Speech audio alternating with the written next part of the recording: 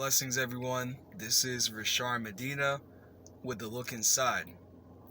So today I want to talk about the subject of letting go. And this one I won't take credit for having come up with the material for. This is something that was taught to me and expressed to me very recently to help me along my journey, and I wanted to share it with everyone. So when I'm referring to letting go, I want to basically give an analogy where when a person holds on to something very tightly, they end up losing everything. Whereas a person who has nothing gains everything.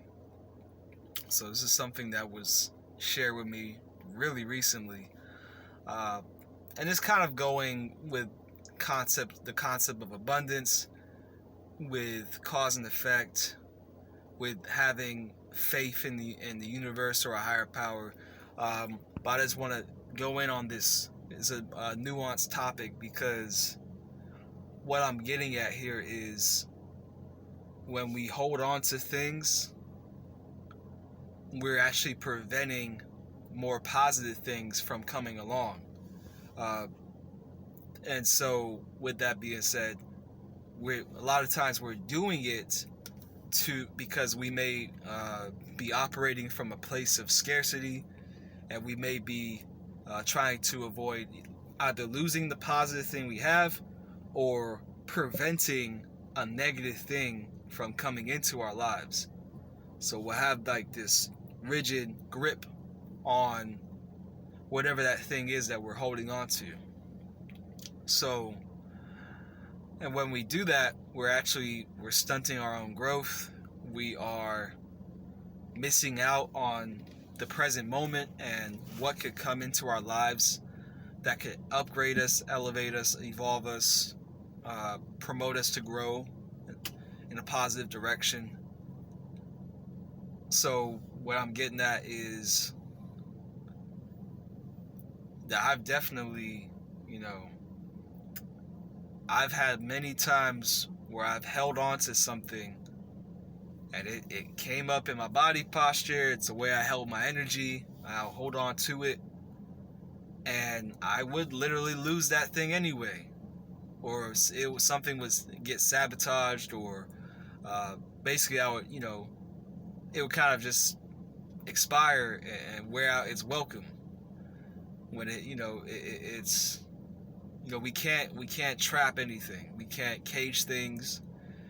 We have to let things flow freely in life. I like to look at water, and when water is flowing, that's when it's at basically like in a river, to an extent in the ocean too, but really referring to if a water is moving in a river, and that is that's the freshest water, that's the highest quality water, because it's not getting stuck anywhere. It's just coming from a place of abundance. It's flowing through, and it's fresh. Whereas if you look at a swamp, if you look at a marshlands, or if you look at any of these, kind of little stagnant lakes or ponds, you'll find that it's kind of grimy. That water is pretty grimy, and you don't want to taste that water. You don't want to drink it, because it's stuck. It's not moving. Nothing's changing. Change is not occurring.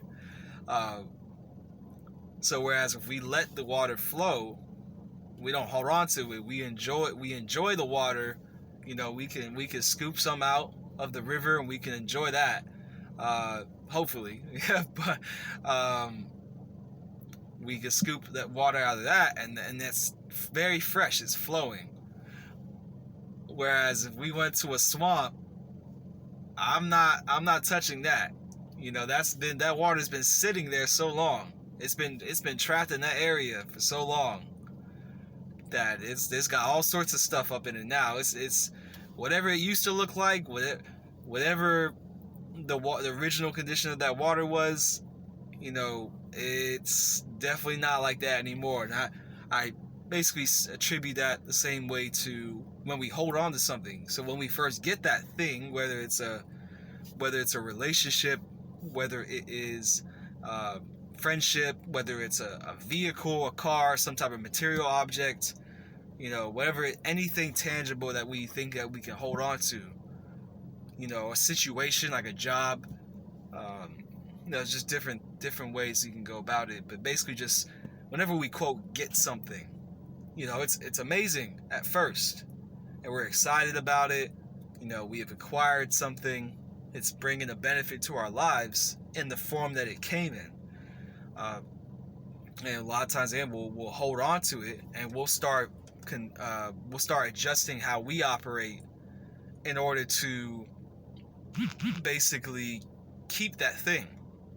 So if it's a job that, well, basically if it's a job, we'll adjust ourselves slowly over time in a way that doesn't benefit us.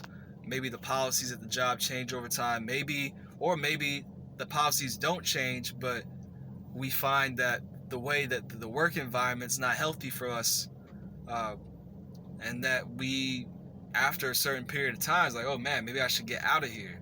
But you're also like, well, shoot, I don't want to lose the job because I'm getting paid this check. That's an example. Say a relationship. You know, you meet people at a certain point, and things are great in that state. But then once things settle, perhaps at that moment things are not. It's not a good fit. So that's to say when things are stuck, or when things stay in this little holding pattern. You know, they don't move, they don't adjust, there's no momentum going. So let's say when one thing I want to point out is that part of what made that thing enjoyable that you acquired was that there was motion and momentum and a sense of sovereignty attached to that thing. So if it's a relationship, you know, that partner, what made that partner attractive was that they were not possessed by you or by anyone or by anything. They were in an authentic state, and so there was no issues or contortions or restrictions that they may have been showing at all. They were just free and they were flowing. That was part of what made it attractive. So then when you quote got the relationship with them or got into it with them and try to hold it a certain type of way, then the relationship starts to stagnate, because there should be a flow occurring for both parties, or multiple if it's a poly thing, but basically there should be a positive flow, just like that river of water. But if it becomes stagnant like a swamp, then eventually it's gonna have to end, even if you don't want it to. Even if you're trying to hold on to the situation, it has to end.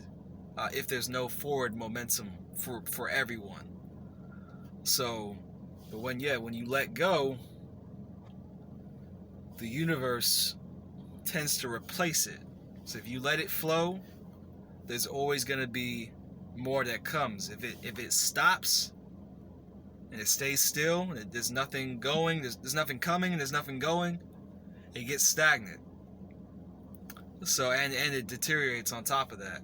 So with that being said, I'm talking about letting go because this can open up many things, many blessings and positive things in our lives.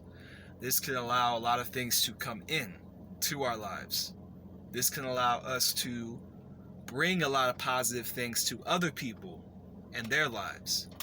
Just to be more of in a state of flow, of course still being centered within ourselves and not necessarily being off balance, but really just allowing things to flow through us and to us. So that's what I have. If there's anywhere that you find that you're unable to let go of something, that especially if it used to be better at the beginning, you might want to let it go and start to create some flow in your life, so that either that thing can flourish, and or something new can enter your life. So that's what I have for today. Hope you guys are doing well. I hope you guys have a great weekend. This is Rasharn Medina with A Look Inside.